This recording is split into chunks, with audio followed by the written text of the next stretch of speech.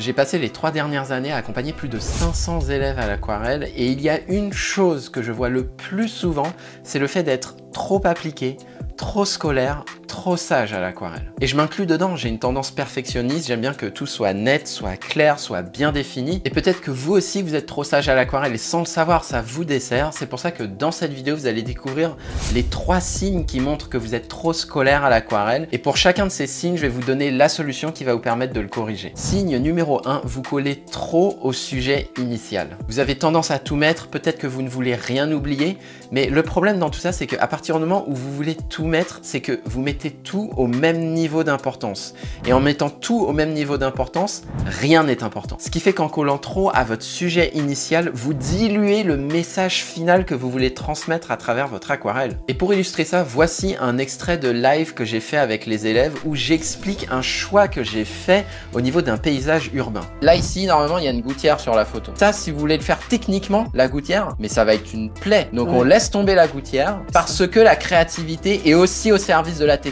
Mais chaque choix doit être justifié, soit au service de la technique, soit au service de votre intention. Soit ça facilite l'exécution, soit ça facilite la compréhension de l'aquarelle, soit ça facilite l'émotion. Signe numéro 2, vous prenez trop de temps pour trouver la bonne couleur à l'aquarelle. Et ça, c'est compréhensible. À l'aquarelle, c'est difficile de revenir en arrière et on ne veut pas se tromper lorsqu'on pose nos couleurs sur le papier. Mais le problème lorsqu'on touille dans notre palette et qu'on cherche la bonne couleur, c'est que d'une part, l'aquarelle est en train de sécher pendant tout ce temps où vous cherchez la bonne couleur. Parce que ce que vous sous-communiquez à travers ça, c'est moi qui garde le contrôle, c'est moi qui vais imposer ma couleur à l'aquarelle et c'est moi qui m'occupe de mettre les bonnes couleurs aux bons endroits. Et en faisant ça, vous vous coupez de la magie de l'aquarelle qui est de laisser fuser les couleurs. Et pour que vous voyez la différence entre je fais super gaffe à mes couleurs à l'aquarelle et je laisse l'aquarelle faire, limite je peins de manière un peu désinvolte. Et bien voici une session de peinture que j'ai fait avec un élève lors d'un live. Ça, c'est la phase je choisis et je fais super attention à mes couleurs à l'aquarelle. Et ensuite, ce que je vais montrer, c'est tiens, si tu fais moins attention aux couleurs que tu poses et que tu fais plus attention à la magie qui se déroule lorsque tu peins à l'aquarelle, voilà le résultat que tu peux obtenir. Et ça veut pas dire que ça c'est moche, d'ailleurs c'est ce que je lui ai dit, hein, c'était pas moche du tout, ça c'est même super joli. Hein. Tu passes beaucoup de temps à chercher la bonne couleur. Et du coup, ce temps-là que tu passes à chercher la bonne couleur, c'est au détriment de la fusion des couleurs qui peut se faire sur ton aquarelle. Dans ton aquarelle, tu vas avoir des blocs. Tu vas avoir l'effet un peu bloc de le ciel, c'est un bloc, la terre, c'est un bloc, et les arbres au loin sont un bloc. Parce que tu passes beaucoup de temps sur le fait de trouver la bonne couleur. Et du coup, ce qu'il faut que toi, tu fasses, c'est d'une part, que tu sois moins pointilleux sur le mélange des couleurs. Le mélange des couleurs plus vite. Bah, il faut que je prépare à l'avance. Non. Pas que tu prépares à l'avance, que tu permettes à l'aquarelle de mélanger toute seule les couleurs sur le papier grâce à l'eau qui va faire fuser tout ça. Faut que tu mélanges un peu plus vite en laissant l'aquarelle faire. Mais tu vois, en fait, tu t'autorises pas à changer de couleur, à mettre des choses beaucoup plus exotiques. Mais là, tu vois, regarde, la différence entre ça et ça. Alors, ça veut pas dire que ça, c'est moche, hein. Tu l'as bien fait, t'as mis de la pigmentation. Là aussi, j'ai mis de la pigmentation, mais du coup, il y a plus de nuances. En fait, faut que tu t'amuses. Amuse-toi sur ces différents lavis pour créer plein de nuances. Ça, c'est très sage. C'est bien exécuté techniquement, donc bravo. Mais là, tu t'amuses, là. Si vous avez trouvé ce contenu utile, vous allez adorer mes secrets d'aquarelliste que j'envoie par email chaque semaine.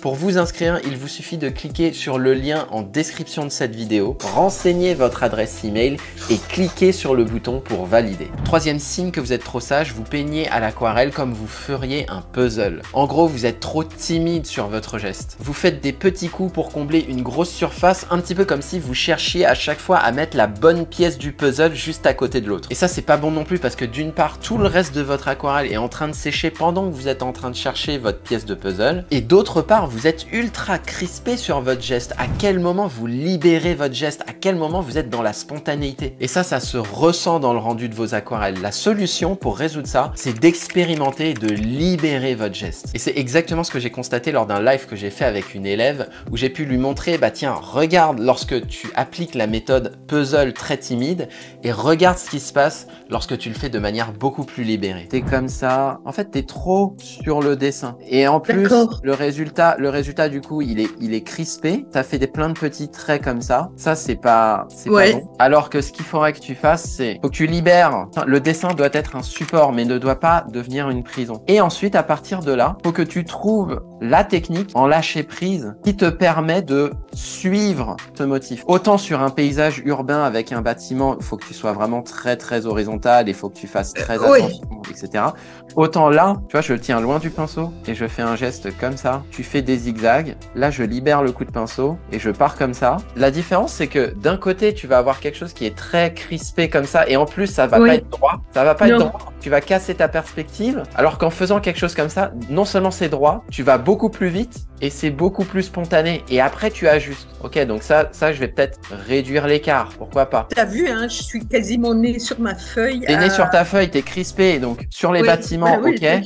Mais sur la nature, faut pas que tu fasses ça, hein, parce que tu perds énormément de temps, donc ça sèche et derrière ça dessert tout le reste de ton aquarelle. Au fond, ces 3 signes sont reliés à une seule et même peur qui est la peur de rater à l'aquarelle. Et c'est normal de ressentir ça. C'est pour ça que pour surmonter cette peur, vous devez développer cette confiance en vous.